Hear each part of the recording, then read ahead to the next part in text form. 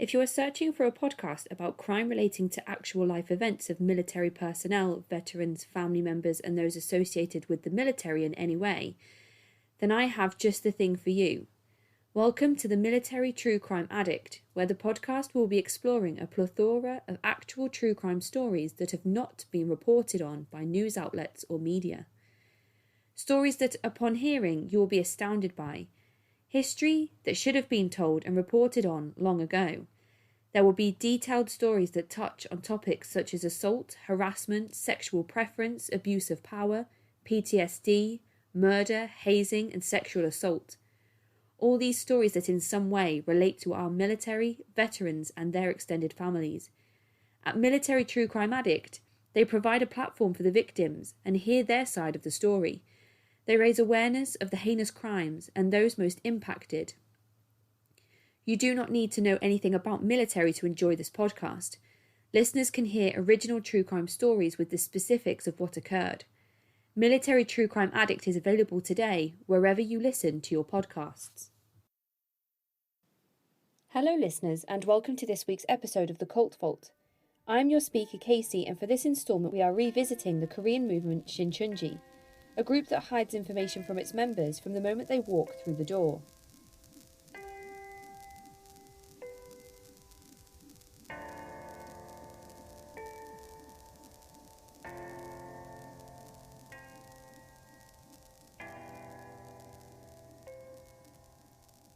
Before we get started, I need to give some special shout-outs to the latest patrons and subscribers of my exclusive content.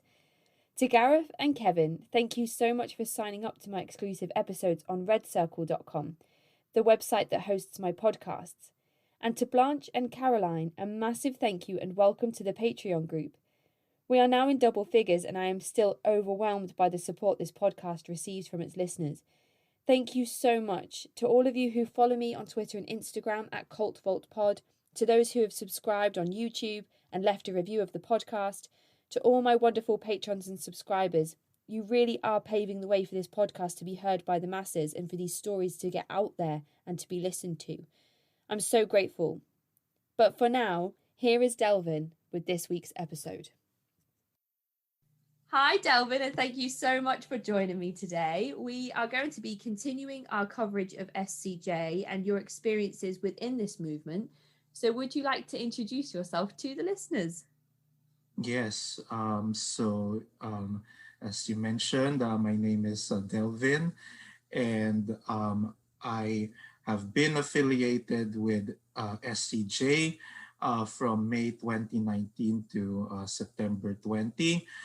Technically, I was never an official member because to be an official member, you have to sort of undergo all of the classes and then go through something called the new family member education.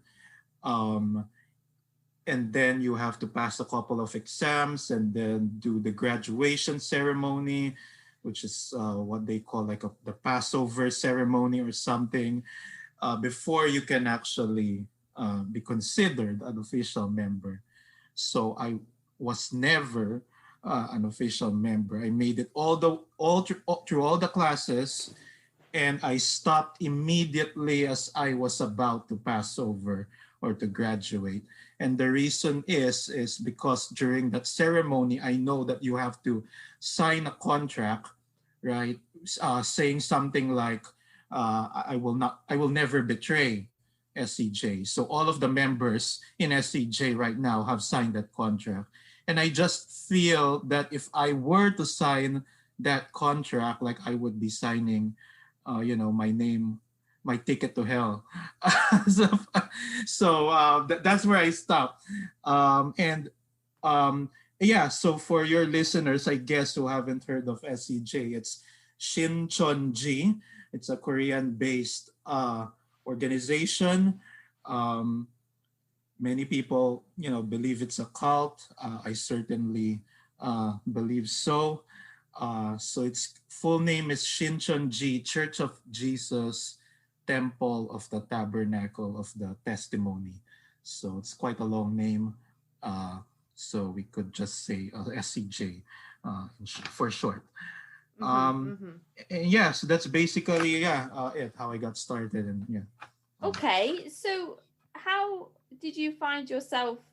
Because you've just associated the group with the word cult itself, and mm-hmm, that's how you think and feel about the movement now. So how did you right. end up finding SCJ? Did they find you? Were you proselytized to on the Right. street? Yeah. So I was approached by someone who kind of initially she approached me just asking questions. She said that it was for a survey that she was going to do. So she asked me questions like on a scale of 1 to 10, like how do I value like Christianity or the presence of God in my life. So things like that. And then at the end of the survey, she was like, okay, would you be open to like doing a Bible study? And at the time I was interested in learning more about the Word of God. And um, I was Catholic. I've been Catholic my entire life. And, it just seems to me like there was something missing from being in the Catholic Church. I felt like I wasn't um, getting closer to God as maybe I should be, or I don't know much about the word and maybe I should have. Um, so I was open to it. They said they were non-denominational, and I said, okay, why not? Let's try it out. And by the way, this was on campus. I was recruited on the campus at San Jose State, where I was doing my master's at that time. So I was just there walking, you know, going about my business when she approached me. And so, yeah, that's how I got in. And yeah, for a while we were doing these one-on-one BB, basic Bible or Bible basics classes, and so we were doing that for a while, and then it started getting larger. There were more people, so we were like in small groups, about I would say 5 to 15. It varies from time to time, and yeah, that's before the actual classes started to begin, which were the beginner, intermediate, and advanced classes, which everyone will take before they uh, become a member of Shincheonji. Okay, okay. Mm-hmm. So there's a few things you said there that I think would be interesting to go back to. First of all, you talked about already having an affiliation with a Christian Catholic. religion. Yes. So you're practicing Catholic at that time. You were Yes. approached on campus. So is it typical, do you think, of SCJ recruiters to go to those types of places and look for people who are already religious and of a certain age group? Right. So they have a particular target in mind. They like to target university students in like campus, coffee shops, um, and even grocery stores like a Safeway. And I don't know if there's a Safeway in England. Yes, yeah. Oh, there is. Oh, Well, great, there great. definitely used to be. I think they've been taken over now by a different Right. Yeah. franchise. But yeah, we did used to have Safeway. Yeah. Right. I see. Great, great. So, yeah, they're pretty much everywhere. In malls, yeah, that's where it's also a favorite place they like to recruit. And they do tend to go after younger people simply because younger people are more open. They're not that rooted in a particular religion or grounded in a particular religion that maybe older people probably would. Um, and I think like most young people, like we're still figuring out ourselves, like what do we want to do with our lives, what do we believe in, what's our purpose, why are we here on earth, right? So it's young people who tend to uh wonder about those things more than, probably someone who's older. So that's the reason why they definitely go after young people. And um, whether they go after people who already have a particular religion, I would say not necessarily. I did hear that from a lot of people on Reddit, but in my experience when I was doing the classes, I've had classmates who didn't even believe in God, who were atheists. Some were Buddhists, some didn't even have a religion at all. They just didn't think about it. Right? It's not that they don't believe in God, but they just never thought about these things before. Right, So right. it could be anyone, I would say, from whatever background that they tend to target. I do see how some people would say, okay, they tend to go after Catholic or those from mainstream Christian churches because they're very good at pointing out what's wrong with those churches. They make a good case for that. So it's easier for them to go after these people, and they don't want to have conversations about, to like atheists about, oh, why God exists, or um, because that would be harder converting someone who doesn't believe in God Yeah. to, yeah, that would be harder than converting someone who already has some knowledge of God, Jesus, who believes in God and Jesus, and knows something a little bit about the parable. So they're not like completely lost, and they're not like starting from scratch with that person, because they educate you, or as I like to call it, they indoctrinate you. So it would be easier for them to do their job if you already uh, had some prior Right. knowledge Okay. before that. Yeah, mhm. And But so, they're definitely not looking for experts. They're not looking for someone who are very wise, who right. know a lot about. Yeah, they definitely don't go after those people. Yeah. So they wouldn't approach like a priest or a pastor on the street and try and Oh bring no, bring them into no, the fold. absolutely not. Yeah.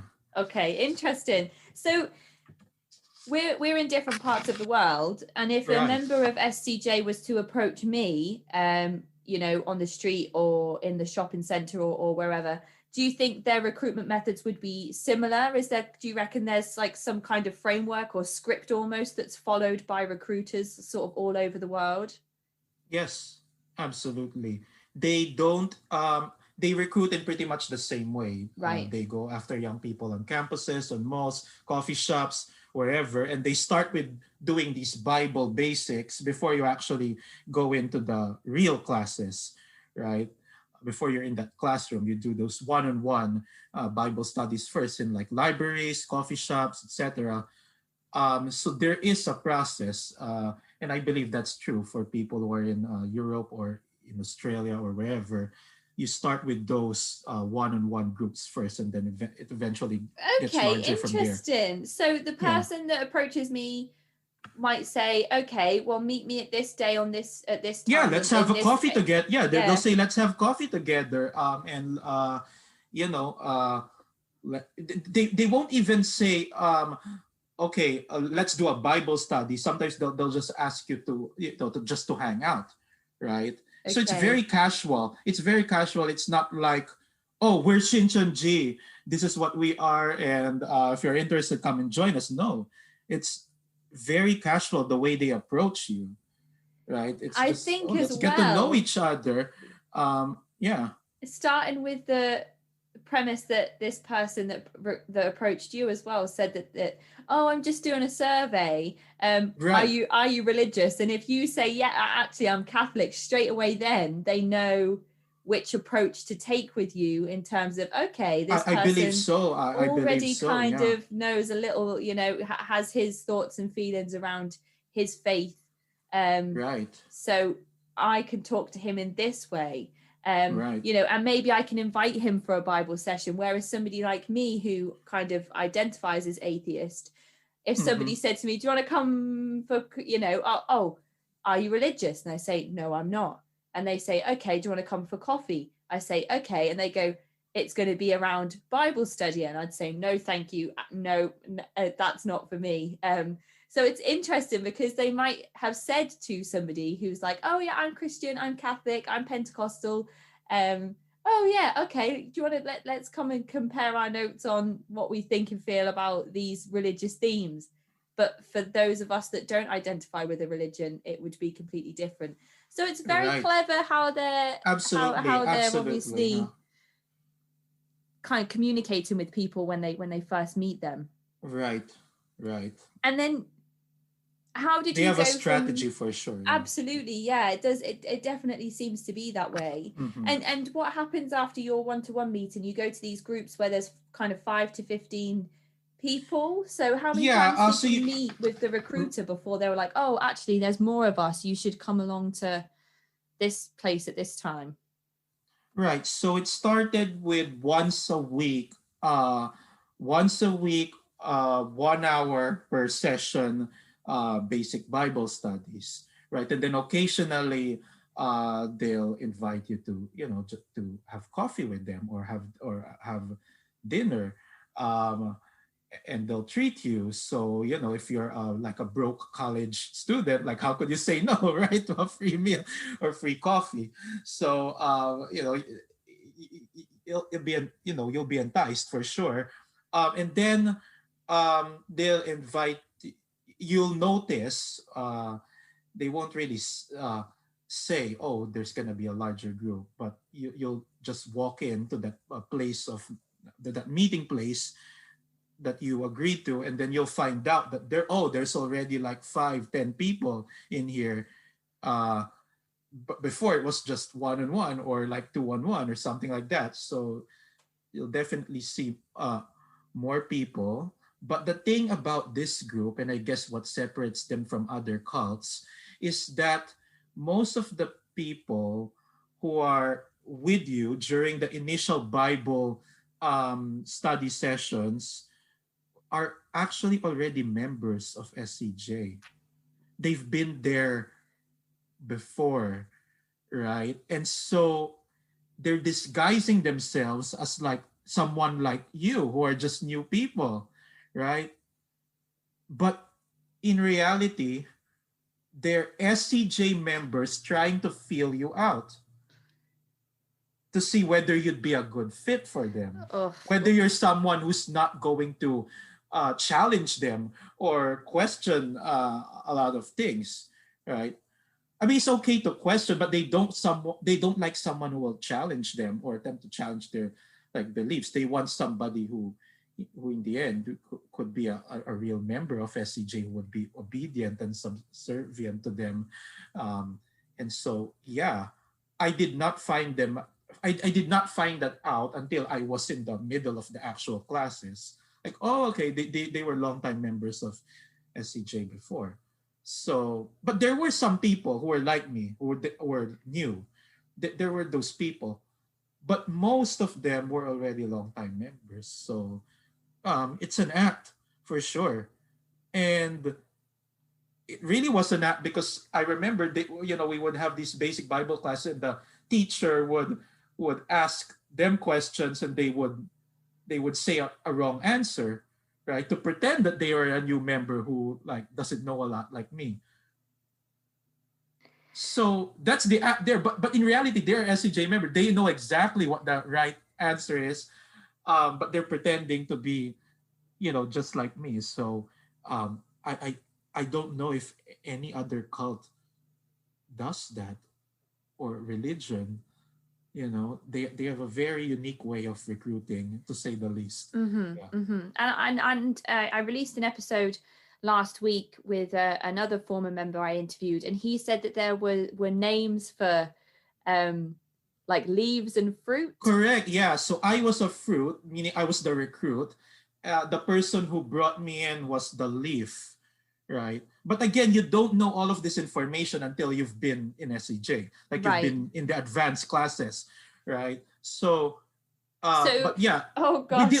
within their group, yes, correct. They have terminologies for us, like I was a fruit, and the person who recruited me was the leaf, and things like that, right? So Yeah, you think that you're a fruit amongst other fruits, but you're actually a fruit amongst other leaves. And correct. Yeah. you are, I mean, is there a love bombing aspect to all these people that you're around in these beginner classes?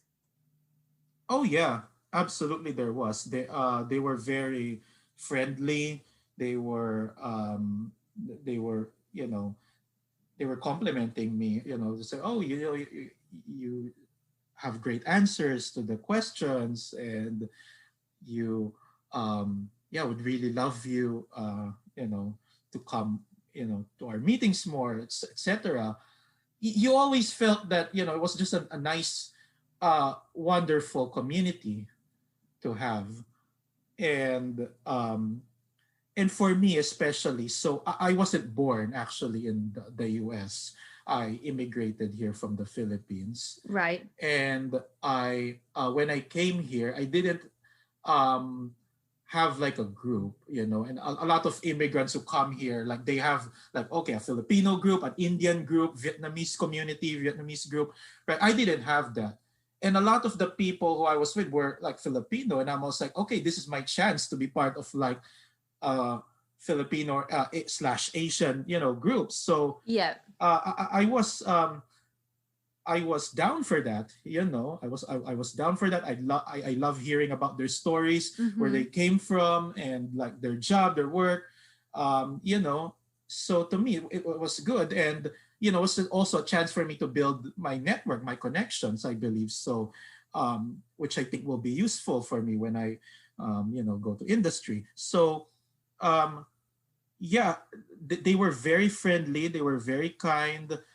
We would have these like we would eat out afterwards, go out for coffees, things like that, and it was just a nice group. But um, in reality, they're all actors.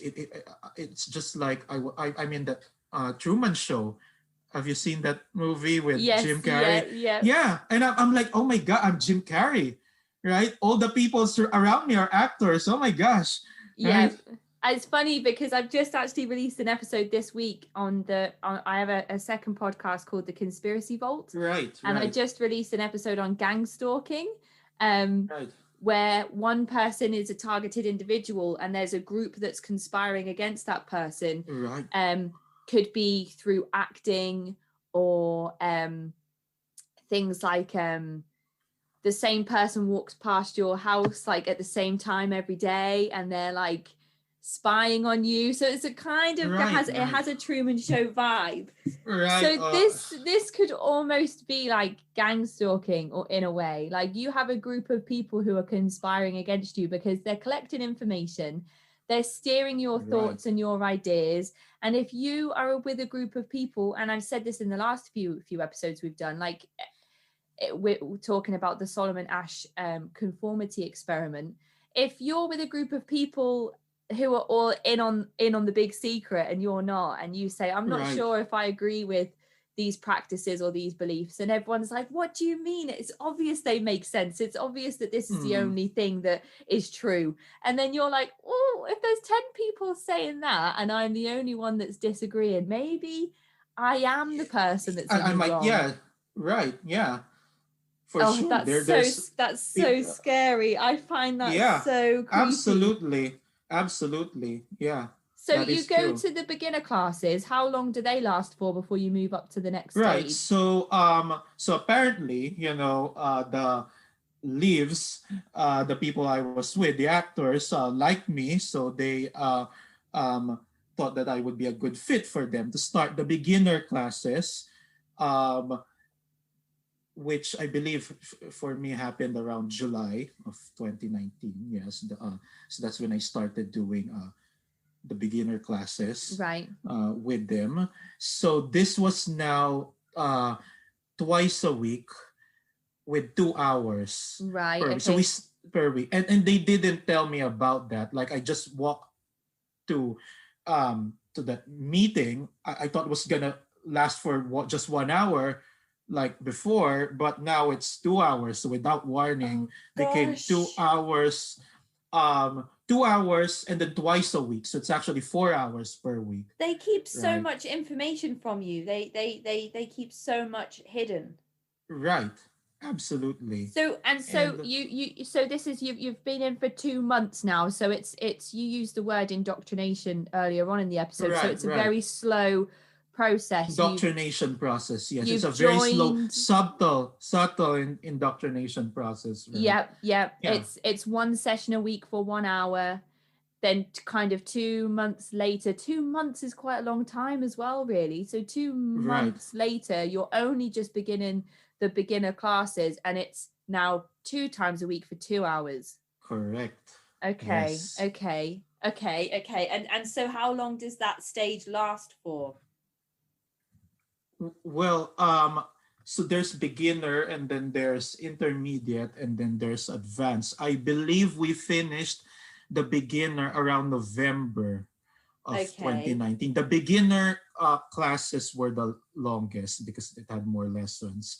Um, and first of all, to be fair to them, they didn't force me. Like there was no like threat or anything like that. It Right. was my decision to come to attend those sessions. Yeah. Uh, okay, so yeah, in the beginning, I didn't see anything wrong with what they were teaching. They were teaching pretty much standard Christian uh, material, um, going or going with the parables, Mm-hmm. teaching us what the figurative language means, like what does the Okay. word seed mean in the Bible. So that means the word of God. So things like that.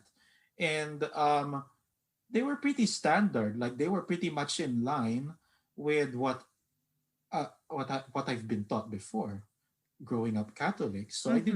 I didn't see anything wrong with what they were teaching. And then, so after each level, beginner, intermediate, advanced, you have to pass like an exam. So there's an actual exam. But here's the thing: they give you all the answers to the exam. They say, okay, these will be the questions, and then here are the answers. And Right. so all you have to do is to just uh, during that exam day, you just have to remember to memorize what they what was fed to you, right? So it's not really it's not really something that you have to think. You just have to follow, and it's important for me to stress that out, because in SCJ they don't want people who think. They don't want people who question them. They want people to follow them, right? They want people who are obedient, not intelligent. That's what they want, Yeah. Okay. Do right? you So think I that just that have to comes point that out. sort of Yeah. hand in hand with the demographic that they're targeting as well, with the the younger audience? Oh yeah.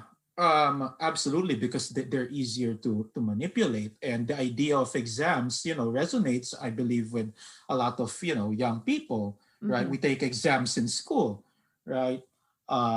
So it's more a play towards Mm-hmm. Mm-hmm. towards I young guess. people, and when they get a high grade they act like, oh, they're so smart and everything, but what the hell, the answers are already given to you. You simply have to parrot them, Mm-hmm. right? That's not learning, that's not education, It's right? so So I interesting that it's very clever how they are right, doing this. yeah, and I see some people who are, oh my gosh, I got like 100, right, with all the answers given to you, right? Don't you see what's happening, Mm-hmm. right?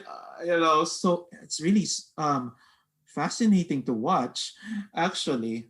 um but then again, to me, I gave them the benefit of the doubt during the beginner and I would say the intermediate classes. Most of the stuff that they were teaching were pretty standard Christian teaching, so I didn't think much of it. Mm-hmm. Like, Mm-hmm. I'm aware of cults, and I didn't think this was a cult at that time because they were teaching, from the Bible. Everything they taught was from the Bible, nothing else.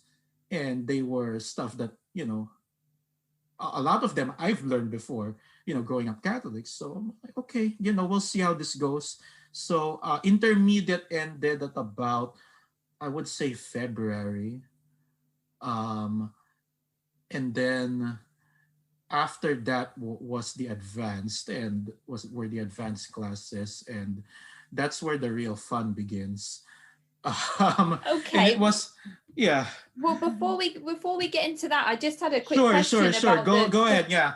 the beginner and intermediate classes.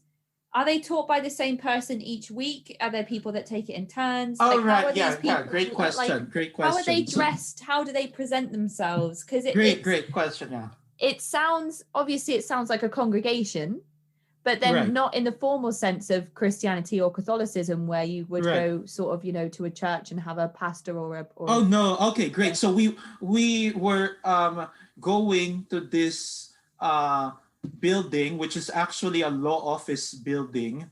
So they just rented out like a room there, and that's where we were doing the classes. right. So it's not even a real church; it's just like a rented room. Okay, Um, okay, like a conference and room. correct. And the pastor was an adult. I don't really know his age. I would say early 40s if I had to guess, either late 30s or early 40s. Okay. So he was teaching the class, and I thought it was really good. I thought he was a really good speaker, teacher. And there were TAs like to the uh, to the pastor, and they were saying, oh, you're lucky that you had this guy to teach you. He's so good. And I did find him to be a very good teacher, as I said. So he was doing all of the classes until um March. And if you've interviewed other SCJ people, you probably already know about the corona scandal. I do not. I don't Oh, know. you don't believe so? Okay.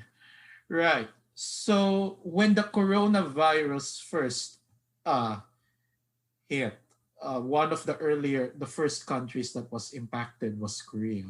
Okay. And it started from the Shincheonji church in Korea. Um, and they were getting a lot of flack from the Korean authorities because they wouldn't, the virus was spreading. They found out that it started from one woman who was a member of this church going to their one of their services, and because they're so tightly packed inside that Wow. Okay. church or wherever they are, like she kind of spread it there. And so they were getting flack from the Korean government authorities about that. And but not really releasing their information. SCJ says it's like, oh, it's against their right to privacy, something like that. But the government says, oh, you have to cooperate, you have to give us all this information because there's a pandemic. So yeah, that's when the whole, or most of the world, I will say, that found out about this group, this Shincheonji. I would say SCJ Right. is relatively unknown before that, um, before Okay. that event. Yeah, with Yeah, the it's corona. it's Yeah, it's my understanding that a lot of people in other parts of the world will travel to Korea to a specific place to practice with SCJ members in like some sacred temple or some sacred area, and lots of people were going to this place yeah, they catching do. coronavirus and then flying back Yes, to their own countries, kind of bringing the infection with them as they returned home. yes, and definitely that was true. And um, they didn't want to stop their SCJ Mm-hmm. didn't want to stop their operations as first at first because of that, but because of the public uh, media government intervention, they had to. So it's not just the people who were in Korea who were affected, it was also us in the US. Like the entire operations just stopped. And so we were not doing the classes for a period of time. I believe it was Okay. 1 or 2 months. Yeah, definitely more than 1 month, probably 2 months.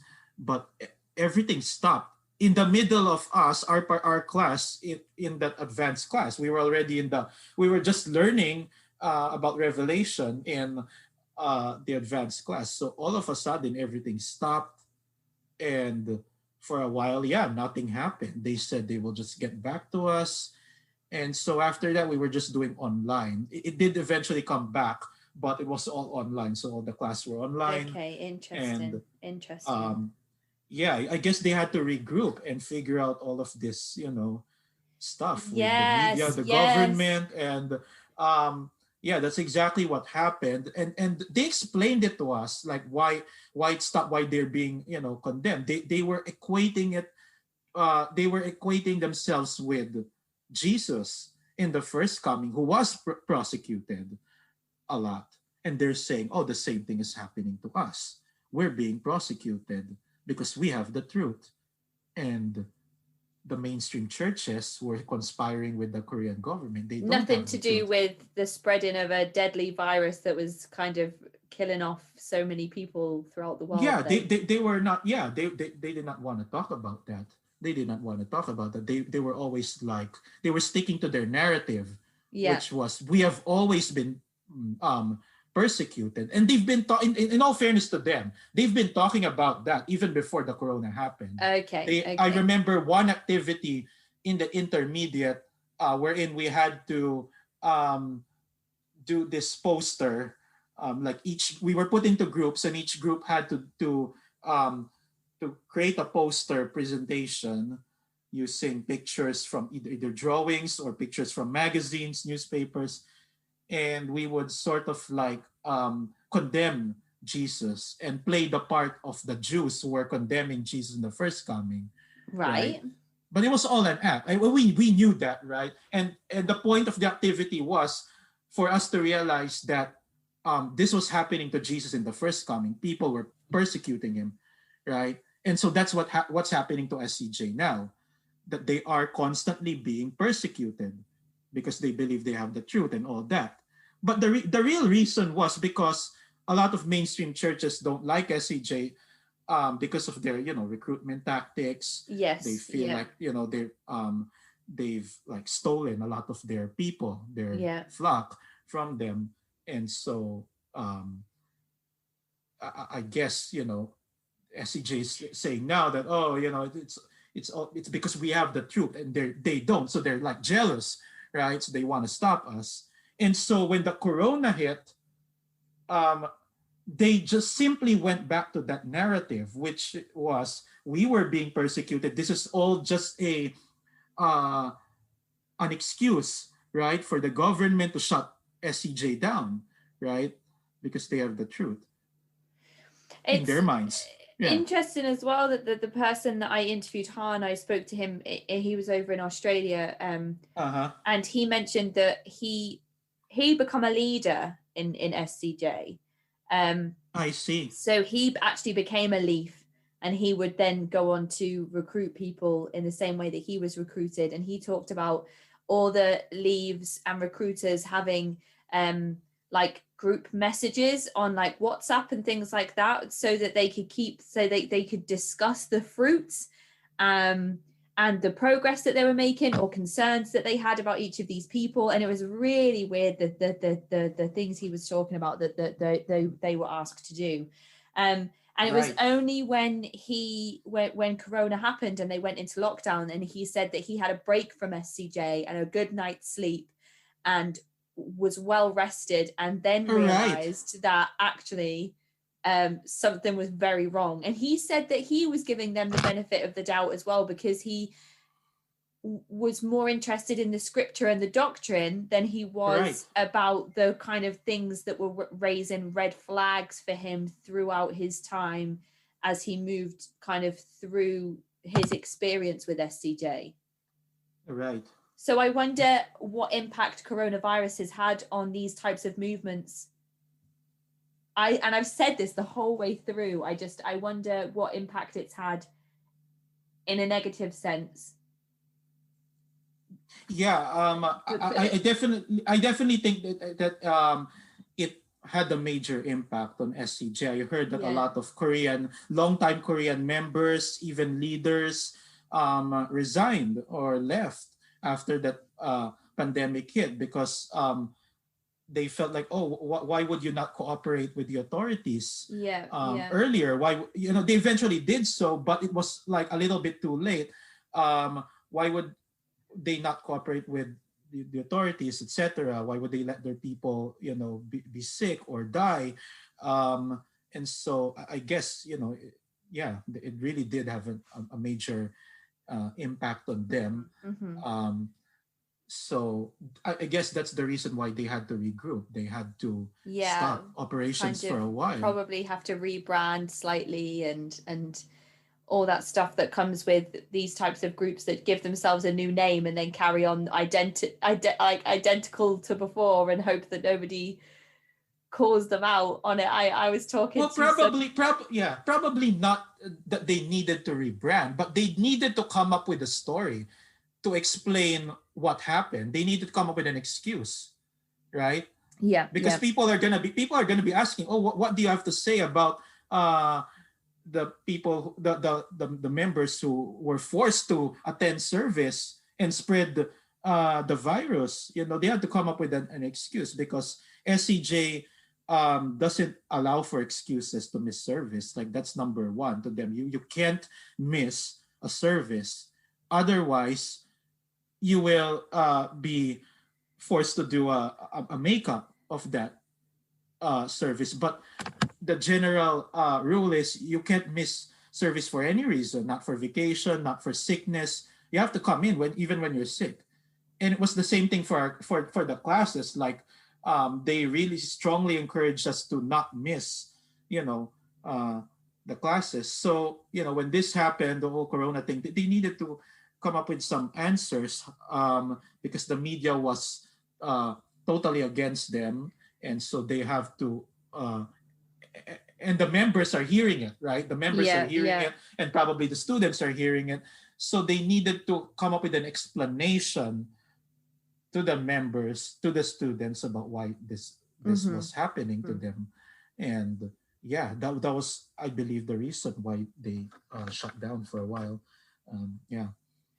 It's interesting as well because the reason that they probably have said to members you have to come no matter what is because of those situations like what happened with Han when he had that break and he got that distance and he was like, okay, well, I've had He enough was of a able to break. think. Yeah, he was Yeah, able to yeah, think for the first time. Yeah. They don't want you to think. They don't want you to be outside SCJ for a long time, right? yeah, yeah, And realize what a wonderful world there is yeah, absolutely. outside of SCJ. Yeah. So you've Absolutely. gone Great point. through Yeah, great point. the beginners motions, the intermediate motions. You're invited to the advanced classes.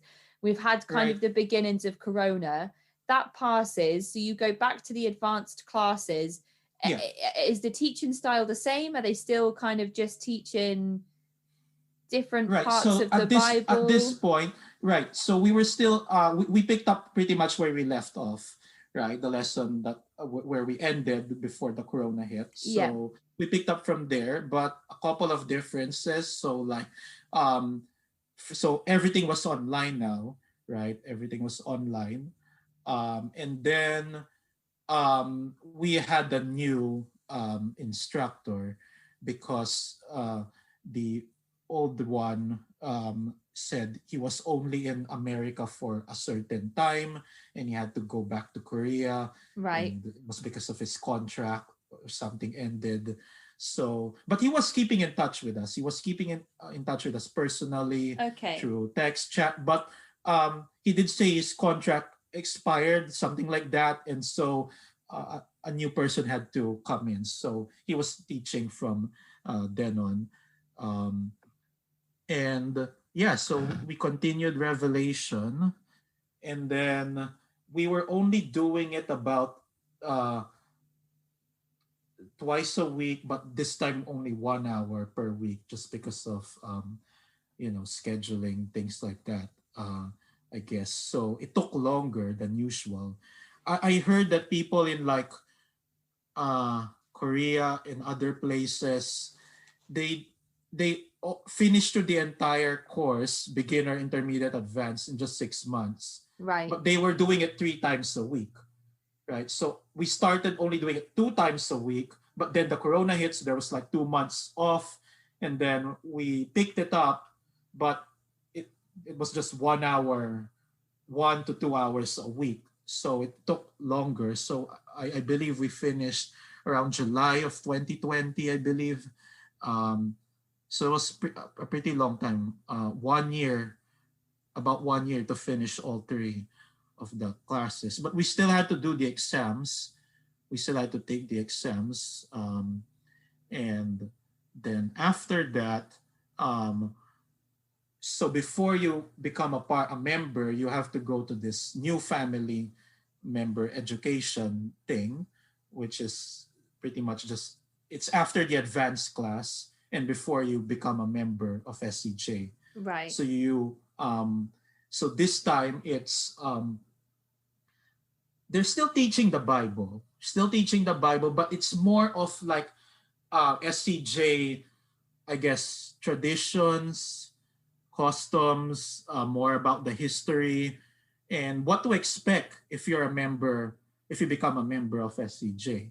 So I was already at that um, class, the new family education class, wherein that's when I began to realize that there were a lot of things wrong with this. So in the Revelation part, just go, let me circle back a bit. In Revelation, they had a very unique interpretation of Revelation, right? They were saying like their promised pastor, uh, their chairman of the organization is the promised pastor being referred to in Revelation. He's the new John, things like that. So these were things that are definitely not being taught anywhere else. It's only Right. unique to SCJ. So I was like, okay, this is the part where things get different, but I still, wanted to hear what they had to say, I guess out of curiosity. But I definitely knew at that point that they were completely off. They were completely off from what mainstream um, Christian churches teach with the whole promised pastor thing and uh, Shincheonji. But I gave them the benefit of the doubt. And I continued on. So now I'm in this new family education, and that's where I realized a lot of things was not right, and was already enough for me to to leave right before I was supposedly gonna graduate. So Yeah. how do they the leaders and stuff, did they reveal to you at any point that they had been members and that they'd been kind of lying to Oh you? yeah, right. So that part I believe was revealed to us around intermediate. So they have this thing called milk versus solid food, and it's in the Bible too. Now, whether that's the correct interpretation of milk solid food, I don't know. I'm not a theologian, but that's the way they interpret it. So they have this thing called milk and solid food. um, and they're saying, okay, you don't give solid food to babies, right? You give milk to babies. That's how they get their nourishment. You don't Right. give them solid food because they can't digest it, or they don't have teeth.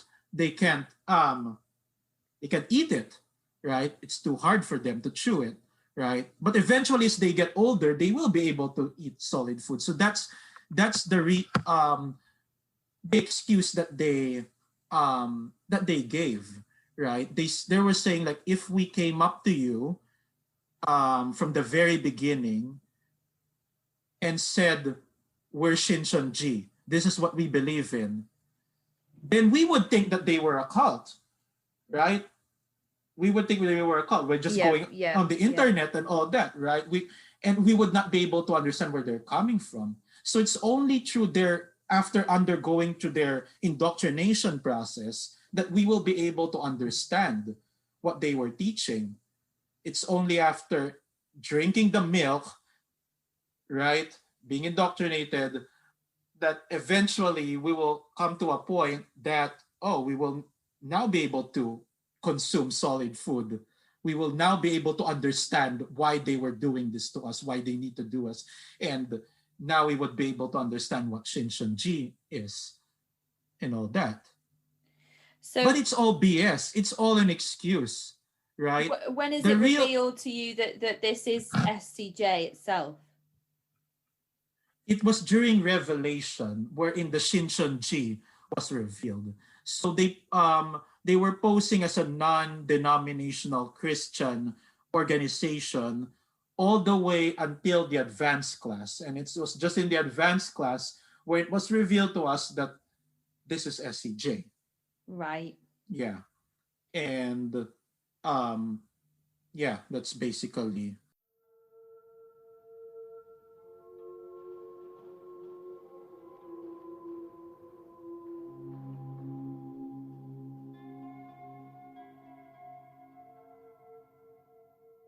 A quick message from one of this week's sponsors. This week we have been supported by Alex Bloom at Disturbed Law. The green-eyed woman has a hunger. She's a young sociopath with a pathological need to kill. The only problem is, each time she satiates this desire, her victims are somehow being reanimated into nightmarish monsters. Follow the episodic animated series available on YouTube today. With short segmented videos, this story is told in a compelling way, with the audio serving all the functions of a brilliantly written audiobook to the animations that complement this spooky storytelling. Season 1 is available today with 12 short episodes that will answer the questions: who is the green-eyed woman? And who is reanimating her victims? Find out today by visiting www.disturbedlaw.com or find the episodes on YouTube on the Disturbed Law channel.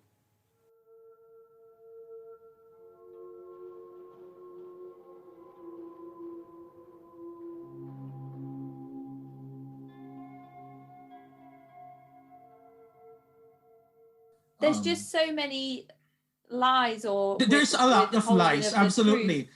Absolutely. And I did question them about that, about like, why do you feel the need to lie to evangelize? And they pointed me to a Bible verse that I don't remember the exact verse, but it was saying something like, in order for me to it was one of the apostles who wrote it, that in order for me to um acquire a Jew, meaning make the Jew become one of us, I must become like a Jew. So You they know what? I pointed. think Hans said exactly the same thing. It was They justified pointed to me to him with a right. piece of scripture. Yeah, it's probably the They same pointed thing. me. They pointed me to that verse, and they asked me, "It's referring to evangelism, don't you think so?" And I believed it because I believed it was referring to evangelism, that um, the methods, some or at least some of the methods that the apostles used to evangelize Jews at the time was to become like one of them, to pretend that they were one of them, befriend them so that they could gain their trust. And it did make so much sense. And in all fairness to them, right? In all fairness to SCJ, they have a way of explaining things that is logical, very logical. Everything had a reference in the Bible, right? In universities, that's what we're taught when we're asked to write a paper. Cite your references, cite your sources, don't plagiarize, right? So here they had a reference, they had a biblical reference for everything they would say. So that's the appeal to younger people as well. That And then everything was from the Bible. yeah, the more But then legitimate. again, right? But then again, it's subject to their own interpretation, Yes. right? It's pretty much subject to their interpretation. That's the thing. That's the thing. Yeah. I guess that's kind of where it's easier and maybe sometimes more difficult to have people on board that have already got an affiliation with some type of Christianity. Right. Because Because how could you it's go against safe, the yeah. yeah against the It's Bible? interesting. And It's all yeah. very interesting. Yeah, And how could you go against the Bible, and for like young people who are, who don't know much about religion or the Bible, um who don't know what the correct interpretation is, you believe what they say. You'll believe what they say because, oh, how could they be wrong? Everything they say, they point to a reference in the Bible, right? But who knows if that's right? Who knows if that's the correct Exactly, way to exactly. But interpret it? all of these So groups will say that they are the ones that know the truth. Yeah, know the absolutely. truth. Yeah, yeah. Absolutely. So what would have happened if you would have stayed, or what would your journey have looked like if you wouldn't have dropped out before your exams and Passover ceremony? Okay, so first of all, let me just say that going back to where I was, the new family education, and just giving a little bit more background as to why or Yep. what made me leave. Um, so I'm not a theologian, right? I'm not a philosophy major. I'm not a theology major, right? So I'm not gonna, I'm not an expert on the Bible, right? So for me, the um, and even if I am a long time Catholic, right? I was born Catholic, I was raised Catholic, and all that. I'm nowhere near an expert on the Bible, right? And they're saying all of these things. They believe they have the correct interpretation. This is the correct interpretation, things like that, right? So for me, the way I kind of judge them was through their actions. And when I look at that, their actions during the new family education were in, it was just more lies, it was just more deception. It was very cult-like in the way they were not that friendly anymore compared to when we started. They were more, I would say, it was more a military style approach to their classes now. Um, they were always saying, "Okay, sit up straight and eyes forward," and all that, and smile. And they were telling us when to smile, and all that. And I just found all of that to be super creepy, forcing people to smile, telling them when to smile, um, constantly reminding people to focus and look at the instructor and all that. And yeah, during their lectures, very subtly, they would always emphasize to break your own thoughts, break your own desires, ideas. It's not what you think, it's what God thinks. And only SCJ um, knows what God thinks because they have the promised pastor, things like that. Um, Imposing rules on how people should dress, act, look, and to me, all of that was just too much, right? It was all just too much. It was something that you would see from Nazi Germany, you know. So to me, it was too much. Um, so that's part of the reason I I left. Yeah, And yeah. going back to your question, if I didn't leave and I did sign the contract with them, making me a member, I think it would be more the same. I think it would, and I heard that they treat members more harshly than they do the students because the students, they want the students to come in, right? They were not charging money for the Bible studies, right? And that's something they point out very early on. Like, we're not charging you for anything. The word of God should be free and accessible to all. Unlike what some of the evangelicals, those televangelicals, right? Yeah, Yeah, yeah. televangelists, right? They charge huge amounts of money for Bible seminars and classes, and yeah, it just seemed wrong. And they were saying early on that, oh, we're not charging, and yeah, they weren't charging. But here's the thing: once you become a member, that's when they charge you. You have to pay the tithe, Right, which I is was, ten yeah, percent. coming on to that question. Yeah, Yeah, absolutely. you have to pay tithe, and that's required. That's mandatory. And then what's not mandatory but strongly encouraged are the offerings. There's fees that you have to pay. So Are you then encouraged? to go out and recruit new members yourself as well at that point? Yes, yes. So And the responsibility even just before, grows correct, in every way, absolutely. financially, Right, with it takes up your a lot of free your time. time. Yeah. It takes up a lot of your time because all of a sudden it's not just so you're done with the classes, you go to service, but it's not just service that you have to attend. It's like prayer meetings, trainings, evangelism works, meaning Yeah. you're now Yeah. a leaf, you're now recruiting people, seminars, and you're attending the BB classes along with your fruit, right? So it's there's a lot, absolutely. But they don't tell you that at the beginning. They don't tell you that at the beginning. So that's kind of what life would look like for somebody that continues to stay in SCJ. There is Oh the yeah, growth of absolutely. responsibility. The growth of responsibility, and they guilt trip you, like you feel guilty if you don't do what they say. You'll feel like you'll be going against God. You're not going to be part of the 144K because that's part of the narrative that they feed Interesting. to you, right? That's quite a common thing That's why across. Yeah. people leave their jobs for this. People quit school, or even if they don't quit school, they perform horribly in school because they have to sacrifice their a lot of their time for SCJ, and it's just horrible. What about things like labor trafficking? Absolutely. Are people encouraged to go to different countries to recruit to recruit more people in and lead sessions in groups, or is that not something I that don't think so. SCJ? No. I think that's only true for if you're like a teacher, if you're a high level worker in SCJ.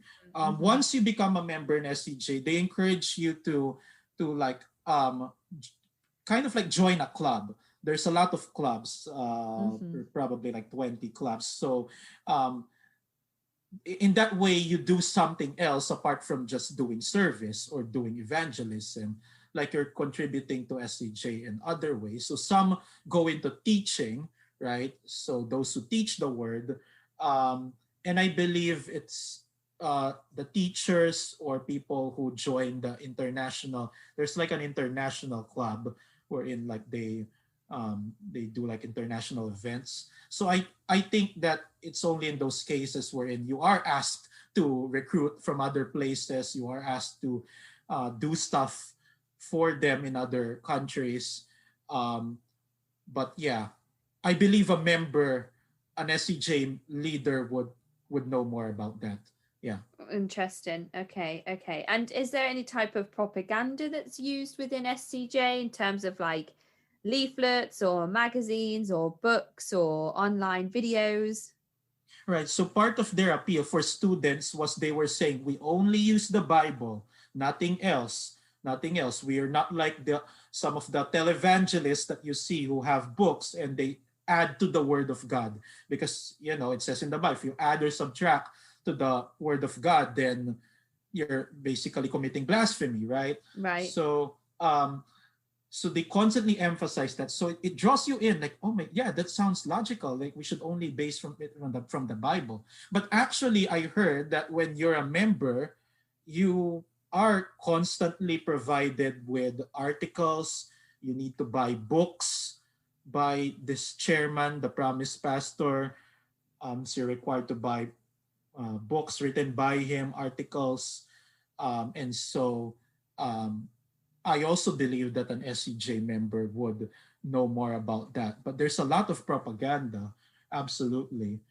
In YouTube, they have this NHNE TV. So when you search Shincheonji in YouTube, for instance, it's like a clickbait kind of thing wherein, Right. this might be a testimony against SCJ, but if you click on it, it's actually a pro SCJ thing made by SCJ, right? So that's propaganda right there. They have their own TV network. So yeah, I would say most of the characteristics of a cult are they really embody. It's really terrible. Well, Yeah, I wanted to yeah, ask you if there yeah. were any notable experiences that you had during your short time with SCJ that were kind of strange or bizarre or kind of raised any red flags and made you think that it was something wasn't right. Right. So when they were asking us for to submit the prayers to them, I thought that was really unusual and bizarre, Right. and my jaw dropped because uh, for me, for what I know, prayers are for God. You don't go to the streets and show everyone that you're praying. That's not the way God Yeah, taught that's us, kind of like right? where And then you're. yeah, Oh, it's and like then when people are told to confess their sins to the group, and then later on those same confessions are used against them in some way or another. absolutely. Yeah, absolutely. And here it's not just confessions, it's like what you're praying for daily. You have to post in the chat. And people were doing it and my jaw just dropped. I never did that once. So that was the first time like I kind of like um steered away, from them. I said like I'm not comfortable doing this, Mm-hmm. and they allowed me to. I believe it was just because they needed their numbers, right? As I said, they suffered a major blow from that pandemic, so It's just they so. were down in numbers, and they were trying to get new members as fast as they can. Yeah, They were yeah, getting trying to get new members as fast as they can. So, even though I don't complete all the assignments, may have skipped a couple of exams, which yeah, I did. I told them I was not feeling well. yeah, Yeah, yeah, and I didn't. So I skipped a couple of the revelation exams, but they said it was okay. You can make it up in the future, right? So I believe that it was just because they needed the numbers, because yeah, the pressure for members, the pressure for leaders to recruit is just extraordinary. yeah, yeah, They're yeah, always being um, told to recruit, to evangelize, and if they don't do so, they will not get into heaven, they will not be part of the 144K, blah blah blah. So it was like at that point they were just trying to get me over the edge, right, to become a member so I could give them their money. And um you know it was just yeah, yeah. It's one it's big pyramid scheme, you Yeah, know actually, when you say that, it does. Yeah, it does kind of feel that way, especially when you're given names like leaves and fruit, and then the leaves are going out to, I don't know. oh It's yeah, it's yeah, it's strange, and what worries me about these types of movements, because there was a technical issue with last week's episode, so I was right, looking for somebody last minute, an ex right, SCJ member to come forward and to speak with me. But so many of the responses I got were people saying um, I would need to use a false name. I couldn't talk about where I was from. I would need you to I use see, a voice modulation program because I don't want anybody to be able to recognize my right, voice. right, So right, people are obviously very scared to come forward and talk about SCJ. right, So right, even I though understand why. Yeah, yeah, well, I mean, even though we're here and we're talking about it in a sense that um, they keep a lot of information and stuff from you, there's obviously a lot more going on. And I wonder how people who are too worried to come forward, I wonder how they are going to recover. And I hope that they have some tactics and some methods. I know that obviously we're talking now, and sometimes people, when they do find somebody that they can speak through their experiences, will find that quite cathartic and quite healing.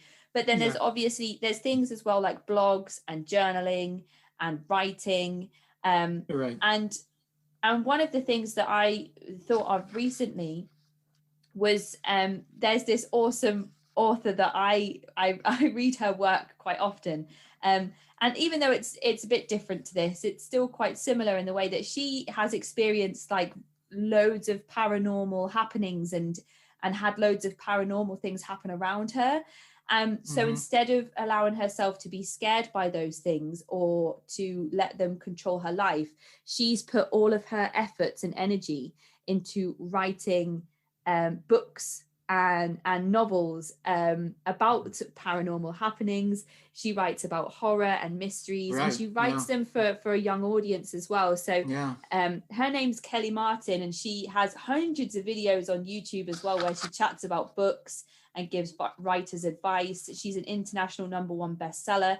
So what she has done is she has taken her talent for writing, but also her experiences that could have possibly had a negative effect on her life at one point, and she's channeled all of that into something creative, and she's done it in a way that has allowed herself to take back some control.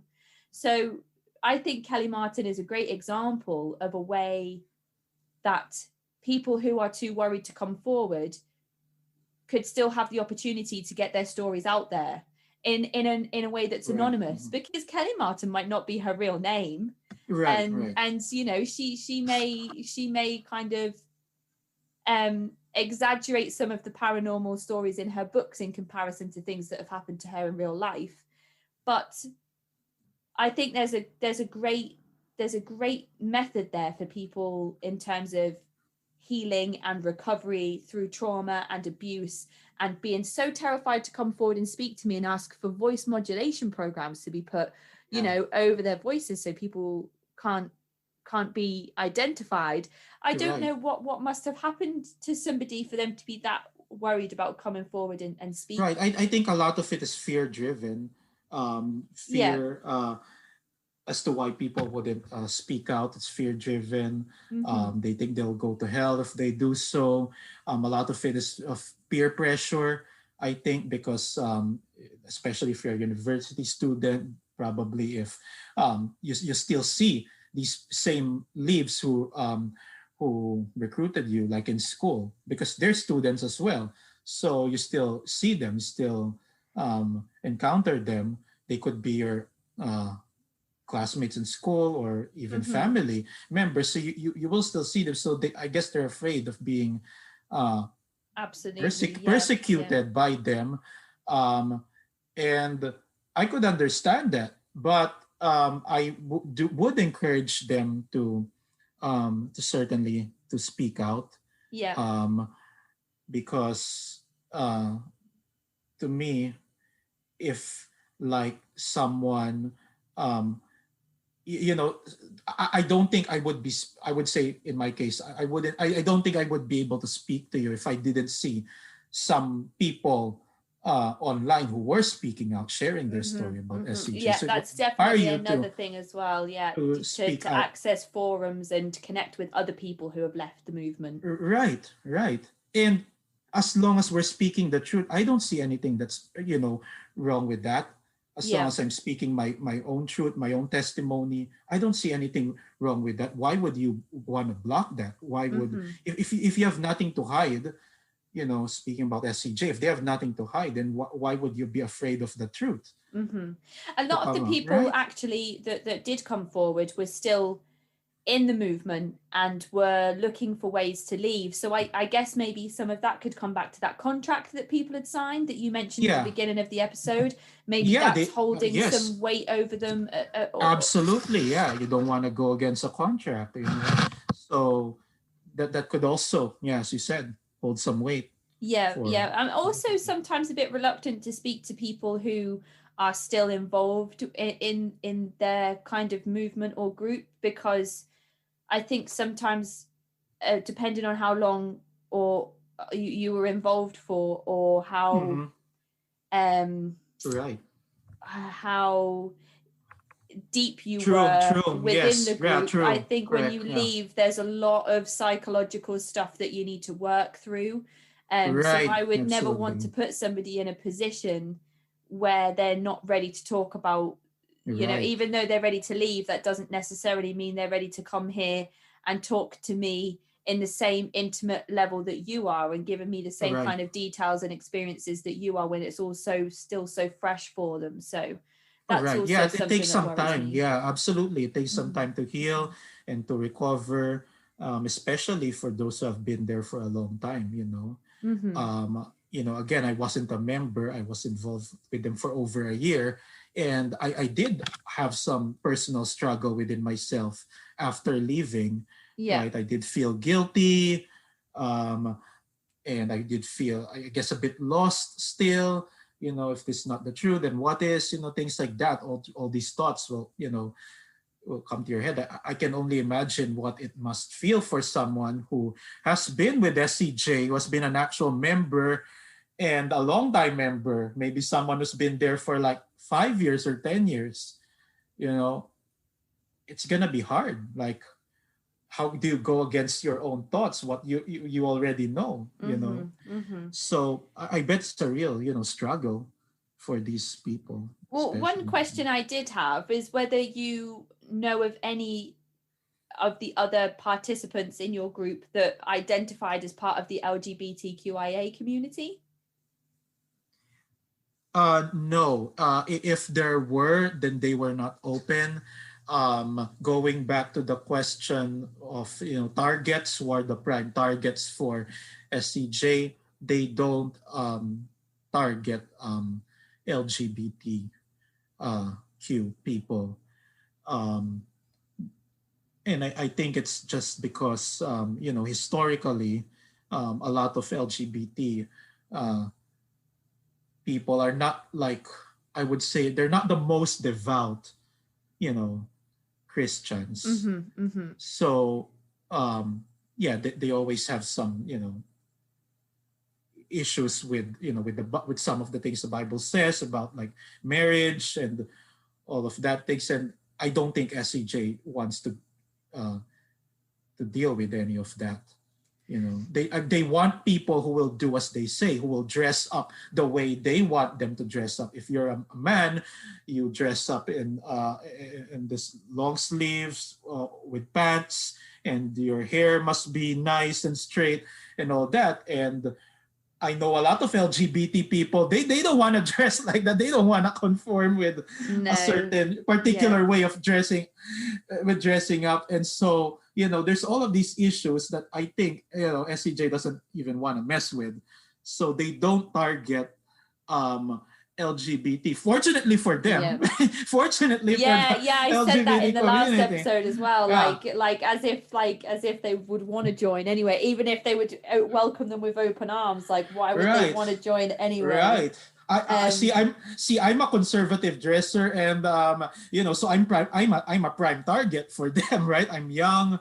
I'm a conservative dresser, so but someone who maybe a little bit more liberal in the way they dress, maybe someone with a lot of tattoos, piercings. How do you think they don't go for that? Yeah. Would be treated if they did come out to their group in SCJ?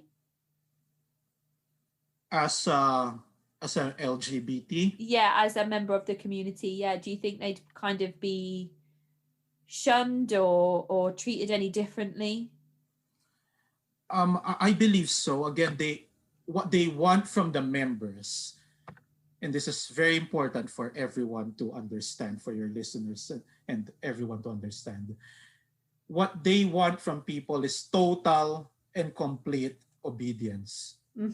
If we say come in this meeting at this time, you should come at this time. If we say do this, you should do this. If they say dress up like this, you should dress up exactly the way they tell you to. Right. If they tell you to smile, you should smile. Like right now, you should. So they want to control you. That's the thing. They want to control you. And I believe for like these LGBT people, because they've kind of already proven, a lot of them kind of already proved that, they're willing to go against society, right? With the way they dress, the way they look. So they don't want to go after those. They don't want people who will challenge the norm, so to speak, right?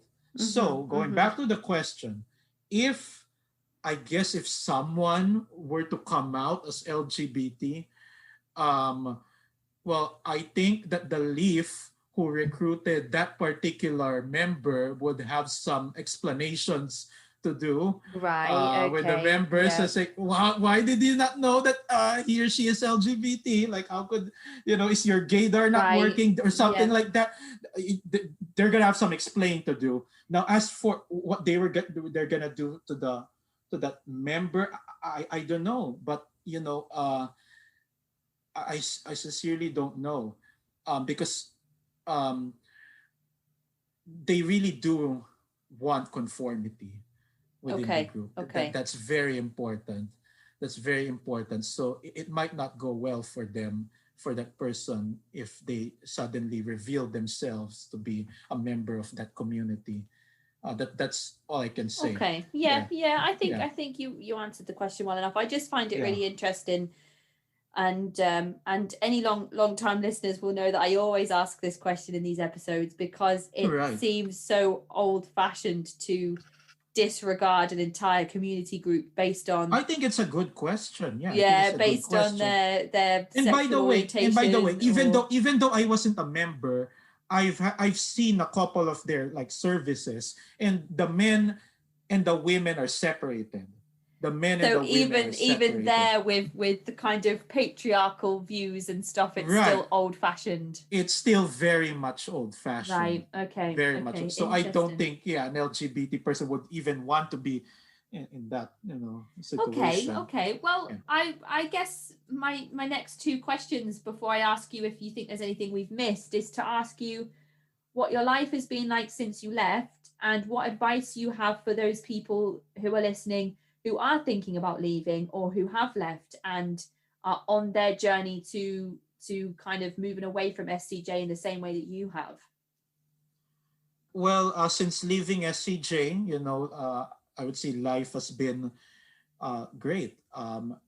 Actually, 1 month after I left, I got a new job um, here. So that was great Mm-hmm. um, Mm-hmm. for me. And yeah, it's just this freedom that you feel of not having to go to any of more of their meetings, their classes, and not doing what they tell you to do. You know, so there is that sense of freedom. That doesn't mean that it's perfect. I did have some struggle early on with regards to the guilt that I felt. I just definitely missed the hanging out with some of the people, some of my fellow fruits, even the leaves, I will admit. So there's that. Don't know. There's friendships lost and all that. But you do have to remind yourself that they're fake. All of it was fake. Maybe not the fruit to fruit, but definitely the Mm-hmm. fruit to leaves uh, are fake. And that's my advice for like a lot of people who just left or are thinking about leaving. Oh, what about the friendships and all that? I mean, you must remember that they're all fake. It's all part of an act. Yeah. Um, it's all an act, absolutely. And Okay. like what you said before, I found it very therapeutic to speak out, Yeah. to write, And to what about blog, to your comment. Yeah. religious affiliations now? Where do you stand with that?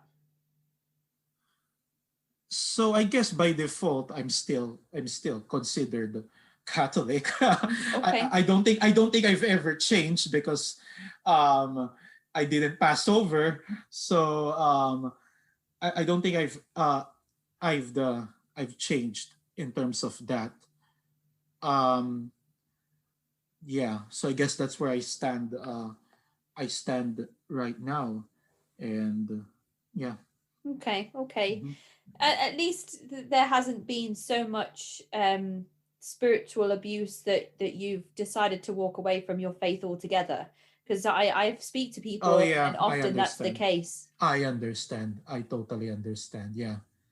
I completely understand. Yeah, I mean it's like, okay, if this is not the truth, then oh my gosh, what is? Like, right? Like you feel even more lost than you were from before. And I totally get that. I totally get that. I would uh advise those people not to give up uh with Christianity Mm-hmm. if they were Christians before. Yeah. Because and I always say this, that this is what's wrong with Christianity. This is the reason why, um I also have a lot of atheist friends, and they this is what one thing they tell me, that it's all like a pyramid scheme. It's all like, it's all just like an organization and all that, people making money off of these things. When you see some of these televangelists who have these huge jets, right, living first class, the life of luxury, I'm like, this is what's wrong with Christianity. People profiting off the word of God. It's wrong, it's shameful. And I don't blame, I honestly don't blame those people if they felt that way, if they left Christianity for that reason. I don't blame them, only because it's so rampant in our society. Yeah. Yeah. Yeah. It's a disgrace.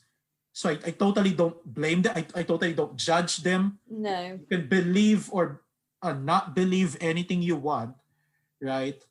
But I will say to those who were Christians or already Christian before they entered SEJ, uh, to not give up on Christianity just because there are a few bad apples in the basket doesn't Yeah. mean Yeah. that the I whole suppose lot as is, well. yeah, I guess, yeah, Yeah. that's the best way I can explain it. Yeah. I think that's a good kind of metaphor though. Is and interesting that people would give up. I understand it as well, because you've got Right. one Yeah. one one person saying this is the truth, and then you join another group and they say, well, We're the we truth. We're the truth. we We have the correct interpretation. yeah, we Right. we Yeah. agree on the same principles, but what Absolutely. they were teaching you isn't actually the truth, because we have the truth. So Absolutely. some people are just like, do you know what, I don't know who to trust, I don't know who to believe, I don't know what's right or what's wrong, so I'm just Right. going to give up on all of it.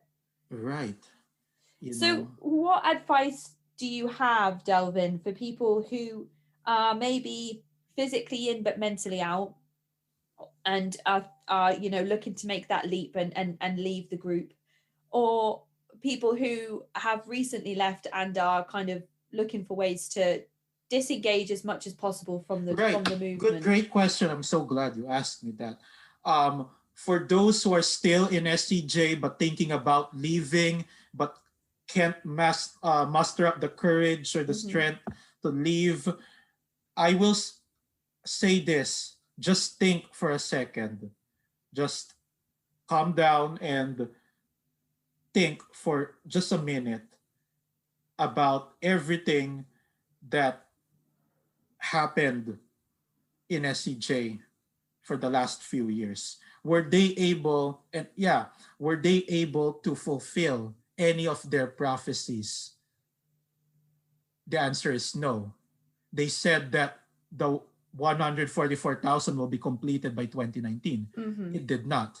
What do we know from the Bible, right? Didn't uh Jesus say that many people will come in my name pretending to be me? Mm-hmm. Mm-hmm. And the way you test it is if they say something, if they speak something, if they prophesy something, and it doesn't come into fruition, then that means that they're not the real God. They're not the real thing. They're not the real Jesus, right?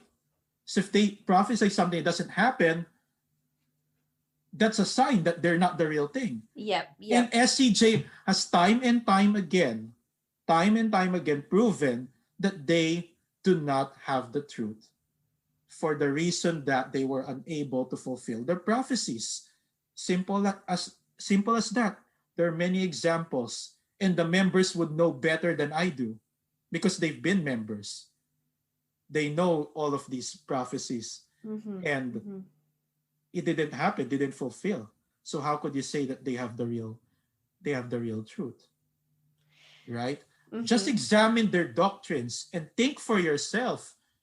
Think for yourself, is this really making sense? Or is this just indoctrination, right? Yep. There's a Yep. difference between indoctrination and education, right?